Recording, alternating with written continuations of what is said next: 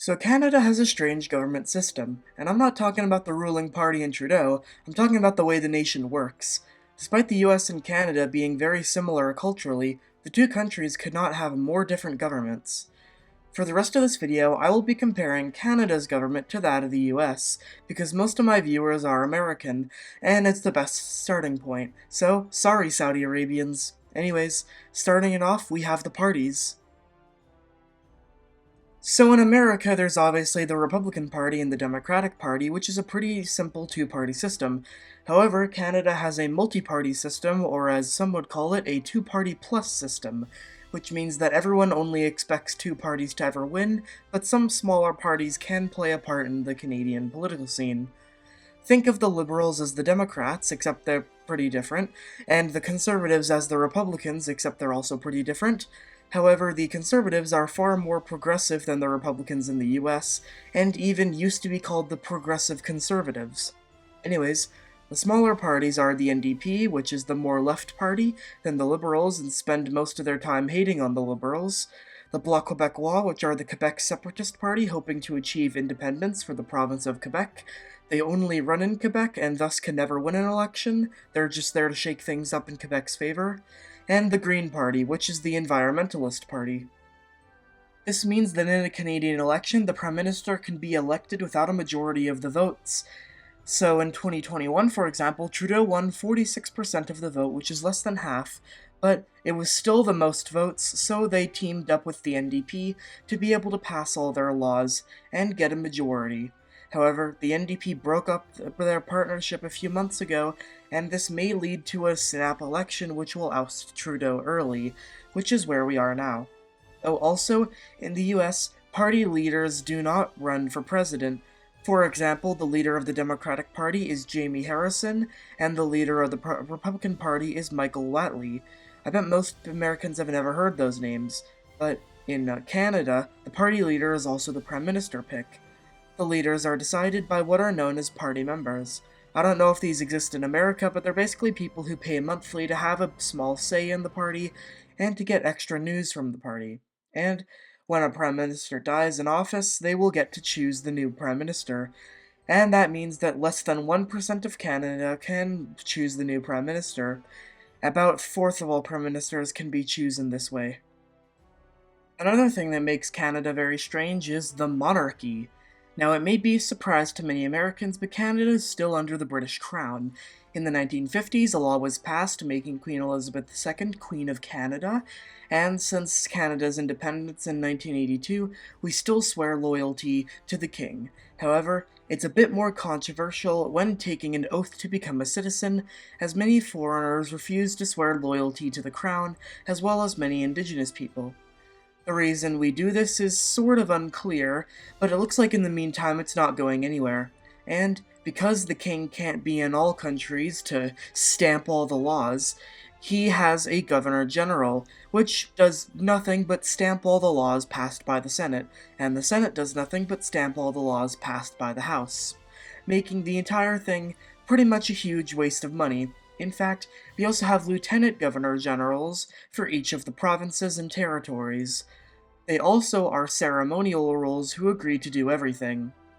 This makes the monarchy a huge waste of money, and speaking of the Senate, yeah, I've mentioned it's also a big waste of money. Unlike the US, the Senate is not elected, but senators are appointed by the Prime Minister to serve until they're 75. They blindly rubber stamp everything, even though they don't have to. Also, we have a man who literally knocks on the door of the Senate, tells everyone to come to the House for an announcement. That's their entire job. They make $100,000 a year. The House is elected and is arranged in straight lines like this, just the same as other countries that use the Westminster system. The Prime Minister doesn't get his own seat and sits with his party. Also, when they debate, they speak to the Speaker of the House, which is like the debate moderator. For example, Prime Minister's Arrive scam is now flailing out of control. Today, revelations from a Joël Denis Bellevance that one ArriveScan company received $250 million in contracts. Let's get this straight. It's a company with 4 employees, headquartered in the basement of a tiny cottage. They got IT contracts even though they admit they do no IT work. $250 million. WTF. Here, here. I'm going to ask the honourable opposition leader, please, to withdraw that comment and to use parliamentary language, please.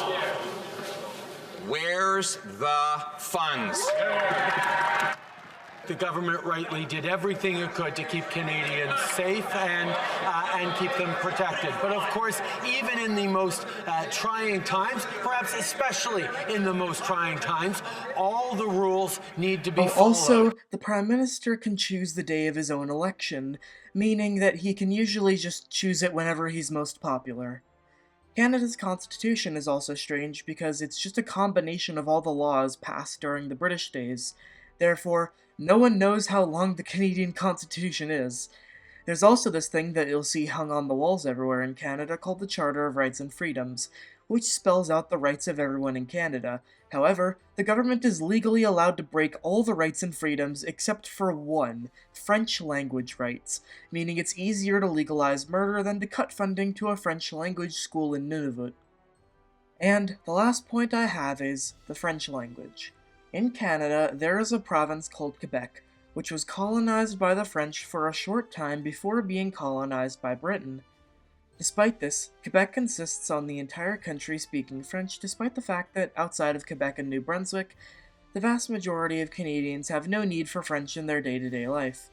In fact, the Northwest Territories, my province of British Columbia, Saskatchewan, Alberta, Newfoundland and Labrador, and Nunavut all have less than 1% of their population able to speak French. Nunavut only has 520 French speakers, but despite that, it and the Northwest Territories require French speaking as a result for becoming premier of either of those territories. Only 17% of the entire country can speak French, but it's required to become a party leader, prime minister, speaker, and lots of other jobs, meaning that the vast majority of Canadians are locked out of their own government. However, the last Prime Minister, Stephen Harper, basically just learned French for the sole purpose of becoming Prime Minister and just faked his way through it. So you can do that, but most people don't. Can you think of a country where only 17% of the population can take place in the government and still calls itself a democracy? I can.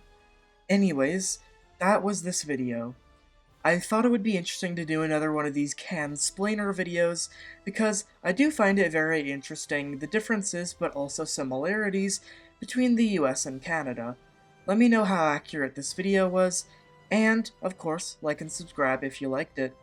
Anyways, I will only be doing one more video for this year, because I will be taking a break in December to work on a longer project. So, thanks for an incredible 2024, and I will see you next year.